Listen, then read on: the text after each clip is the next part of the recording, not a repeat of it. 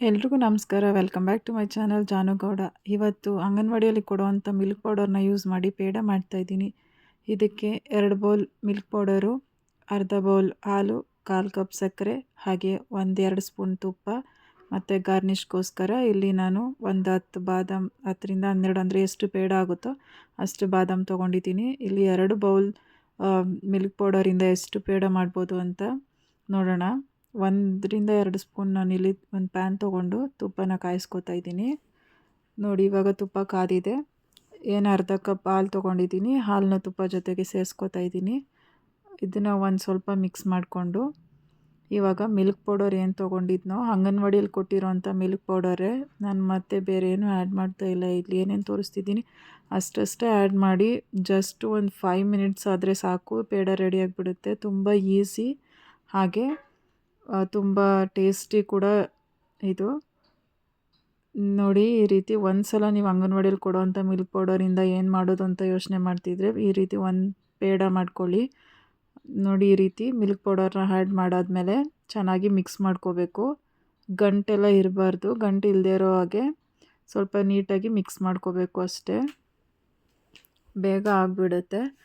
ಇವಾಗ ಹಬ್ಬದ ಸೀಸನ್ ಇರೋದ್ರಿಂದ ಒಂದು ಸ್ವೀಟ್ ರೆಸಿಪಿ ಏನು ಮಾಡೋದು ಅಂತ ಯೋಚನೆ ಮಾಡ್ತಿದ್ರೆ ಈ ರೀತಿ ಮಿಲ್ಕ್ ಪೌಡರ್ ಏನಾದರೂ ಇದ್ದರೆ ನೀವು ಆರಾಮಾಗಿ ಒಂದು ಸ್ವೀಟ್ ರೆಸಿಪಿನ ಮಾಡ್ಕೋಬೋದು.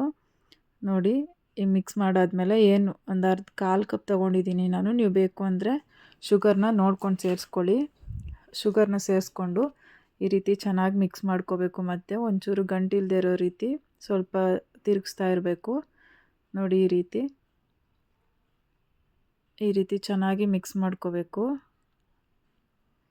ಒಂದು 2-3 ನಿಮಿಷ ಈ ರೀತಿ ಮಿಕ್ಸ್ ಮಾಡ್ಕೋತಾ ಇದ್ದರೆ ನೋಡಿ, ಈ ರೀತಿ ಪ್ಯಾನ್ಗೆ ಅಂಟಲ್ಲ, ಅಂಟದೇ ಇರೋವರೆಗೂ ಈ ರೀತಿ ಮಿಕ್ಸ್ ಮಾಡಿಕೊಂಡ್ರೆ ಸಾಕು. ನೋಡಿ, ಈ ರೀತಿ ಚೆನ್ನಾಗಿ ಒಂಚೂರು ಗಂಟಿಲ್ಲದೆ ಇರೋ ಹಾಗೆ ಸ್ವಲ್ಪ ಮಿಕ್ಸ್ ಮಾಡ್ಕೊಳ್ಳಿ. ಹಾಗೆ ಇನ್ನೂ ನನ್ನ ಚಾನಲ್ಗೆ ಯಾರೆಲ್ಲ ಸಬ್ಸ್ಕ್ರೈಬ್ ಮಾಡ್ಕೊಂಡಿಲ್ಲ ಸಬ್ಸ್ಕ್ರೈಬ್ ಮಾಡ್ಕೊಳ್ಳಿ. ಹಾಗೆ ಫೇಸ್ಬುಕ್ ಚಾನಲ್ನೂ ಸಹ ಫಾಲೋ ಮಾಡಿ.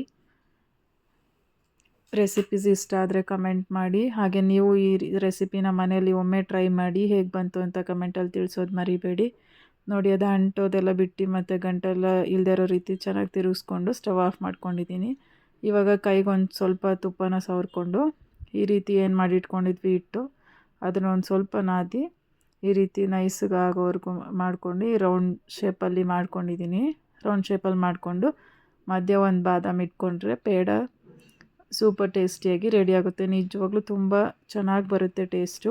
ನೀವೇ ಒಂದು ಸಲ ಮಾಡಿ ಹೇಗೆ ಬಂತು ಅಂತ ಕಮೆಂಟಲ್ಲಿ ತಿಳಿಸಿ. ನೀವೇ ನೋಡ್ತಿದ್ದೀರಲ್ವಾ, ಬರೀ ಒಂದು 2 ಕಪ್ಪಲ್ಲೇ ಎಷ್ಟು ಒಂದು 20-25 ಆಗುತ್ತೆ. ಈ ರೀತಿ ಮನೆಯಲ್ಲೇ ಮಾಡ್ಕೊಳ್ಳಿ. ನೀವು ಯಾವುದೇ ರೀತಿ ಬೇಕ್ರಿಗಾಗಲಿ ಅಂಗಡಿಗಾಗಲಿ ಹೋಗಿ ತೊಗೊಂಡು ತಿನ್ನೋದನ್ನೇ ಮರ್ತೋಗ್ತೀರ. ಅಷ್ಟು ಚೆನ್ನಾಗಿ ಬರುತ್ತೆ ಮನೇಲಿ ಮಾಡೋದು ಪೇಡನೇ. ತುಂಬ ಅಂದರೆ ತುಂಬ ಚೆನ್ನಾಗಿ ಬರುತ್ತೆ. ನೋಡಿ, ನೋಡೋದಕ್ಕೆ ಎಷ್ಟು ಚೆನ್ನಾಗಿದೆಯೋ ತಿನ್ನೋದಕ್ಕೂ ಅಷ್ಟೇ ಚೆನ್ನಾಗಿದೆ. ನೋಡಿ, ಸೇಮ್ ಅಂಗಡಿಯಲ್ಲಿ ಯಾವ ರೀತಿ ಸಿಗುತ್ತೋ ಅದಕ್ಕಿಂತ ಚೆನ್ನಾಗಿದೆ. ಆದಷ್ಟು ಮನೆಯಲ್ಲೇ ರುಚಿಯಾಗಿ ಶುಚಿಯಾಗಿ ಮಕ್ಕಳಿಗೆ ಅಥವಾ ಮನೆಯವರಿಗೆ ಮನೆಯಲ್ಲೇ ಮಾಡಿಕೊಡಿ ಮತ್ತು ಆರೋಗ್ಯವಾಗಿರಿ. ಔಟ್ಸೈಡ್ ಫುಡ್ಸ್ನ ಆದಷ್ಟು ಅವಾಯ್ಡ್ ಮಾಡಿ. Thank you so much. ಮತ್ತೊಂದು ರೆಸಿಪಿ ಜೊತೆ ಸಿಗ್ತೀನಿ.